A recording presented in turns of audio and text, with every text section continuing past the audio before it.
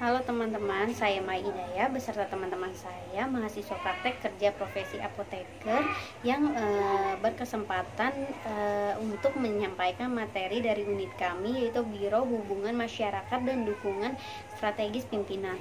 Yang pertama-tama, apa sih Badan Pengawasan Obat dan Makanan itu? Badan Pengawasan Obat dan Makanan adalah suatu lembaga pemerintahan non-kementerian yang menyelenggarakan usaha pemerintah di bidang pengawasan obat dan makanan. Pengawasan yang dilakukan di Badan Pengawasan Obat dan Makanan ini merupakan sistem pengawasan full spektrum mulai dari pre-market sampai post-market. Nah, teman-teman, Badan Pengawasan itu dalam melaksanakan tugasnya memiliki visi dan misinya.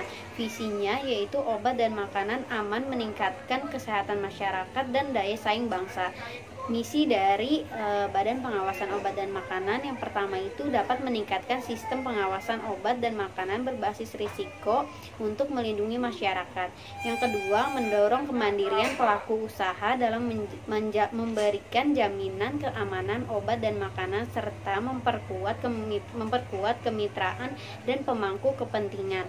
Yang ketiga itu meningkatkan kapasitas kelembagaan Badan Pengawasan Obat dan Makanan.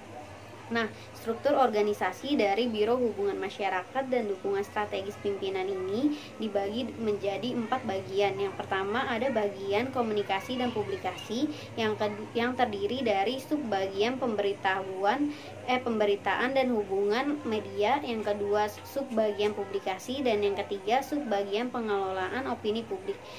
Bagian yang kedua yaitu bagian pengaduan masyarakat, yaitu dibagi menjadi 3 subbagian. Subbagian yang pertama yaitu subbagian layanan pengaduan masyarakat, subbagian pengelolaan informasi dan dokumentasi, yang ketiga subbagian komunikasi, informasi, dan edukasi. Bagian dukungan strategis pimpinan ini dibagi menjadi 2 subbagian. Yang pertama ada subbagian dukungan substansi pimpinan, subbagian monitoring dan evaluasi program strategis pimpinan. Nah, bagian keprotokolan dan kesekretariatan dibagi menjadi 4 bagian. Dan subbagian yang pertama yaitu subbagian protokol, yang kedua subbagian kesekretariatan Kepala Badan POM, yang ketiga subbagian kesekretariatan Kedeputian 1, yang keempat subbagian kesekretariatan Kedeputian 2. Nah, bagian komunikasi dan publikasi ini memiliki tugas dan fungsinya. Tugas dari bagian komlik atau komunikasi dan publikasi yaitu melaksanakan pengelolaan komunikasi dan publikasi. Dan fungsi dari bagian komunikasi dan publikasi ini yaitu yang pertama pengelolaan pemberitaan dan hubungan media, yang kedua pengelolaan publikasi, yang ketiga pengelolaan publikasi. Bagian komunikasi dan publikasi, kami mendapatkan tugas khusus yaitu studi literatur tentang berita hoax, obat, makanan, dan kosmetik beserta klarifikasi Badan POM. Hoax merupakan serangkaian informasi yang dibuat sesat tetapi dijual sebagai kebenaran. Badan POM berupaya untuk mengurangi penyebaran hoax dengan cara membuat laman klarifikasi resmi website Badan POM. Klarifikasi Badan POM terkait obat, makanan, dan kosmetik terdapat di website turbackhoax.id. BPOM juga bekerja sama dengan pihak kepolisian, Kominfo, dan Mapindo terkait masalah hoax tersebut. Selanjutnya, bagian pengaduan masyarakat, tugasnya yaitu melaksanakan pengelolaan pengaduan masyarakat. Fungsinya yang pertama, pengelolaan layanan pengaduan masyarakat dan informasi obat dan makanan. Yang kedua, pengelolaan informasi dan dokumentasi di bidang pengawasan obat dan makanan. Yang ketiga, pelaksanaan komunikasi, informasi, dan edukasi di bidang pengawasan obat dan makanan. Pengaduan masyarakat dikenal dengan nama Unit Pelayanan Pengaduan Masyarakat atau ULPK. Pengelolaan pengaduan dan informasi dikelola berdasarkan hukum yaitu Permenpan Nomor 62 Tahun 2018 tentang Pedoman Sistem Pengaduan Pelayanan Publik Nasional dan Perbepom Nomor 27 Tahun 2018 tentang Standar Pelayanan Publik di lingkungan Badan Pengawasan Obat dan Makanan.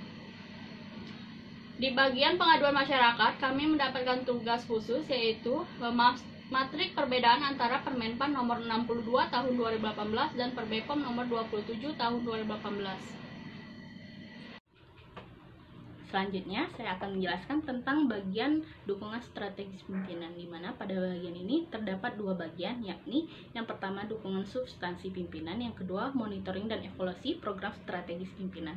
Adapun secara umum tugas dari bagian DSP ini yakni melaksanakan koordinasi dan dukungan substansi, monitoring dan evaluasi program strategis pimpinan.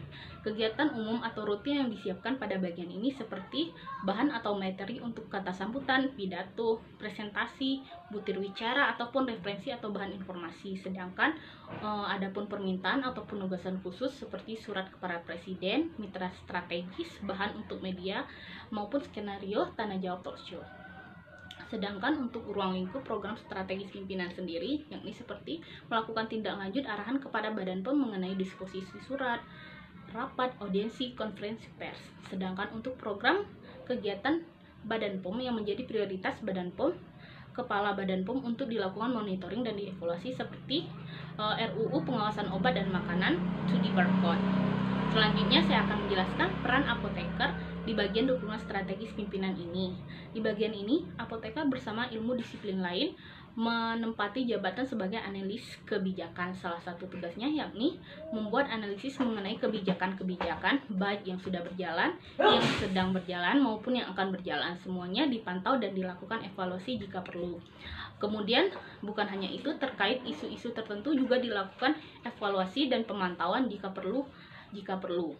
Kemudian hasil dari pemikiran dari analisis kebijakan tersebut selanjutnya akan disampaikan oleh bagian advokasi kebijakan dan diteruskan kepada kepala badan, kemudian untuk keperluan internal maupun eksternal.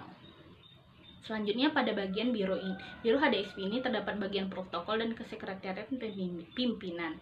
Pada bagian ini terbagi atas subbak protokol, subbak kesekretariatan kepala, sekretaris utama, deputi 1, 2, 3 dan deputi 4. Secara umum bagian ini memiliki tugas yakni melaksanakan urusan protokol dan urusan kesekretariatan pimpinan di lingkungan Badan POM. Adapun ruang lingkup dari bagian protokol dan sekretariatan pimpinan yakni seperti pengawalan, pendampingan, pengaturan persiapan dan pelaksanaan acara yang akan dihadiri oleh pimpinan. Kemudian tentang surat menyurat, penjadwalan, pengaturan kegiatan harian, penyelenggaraan pertemuan atau kegiatan yang akan dihadiri oleh pimpinan.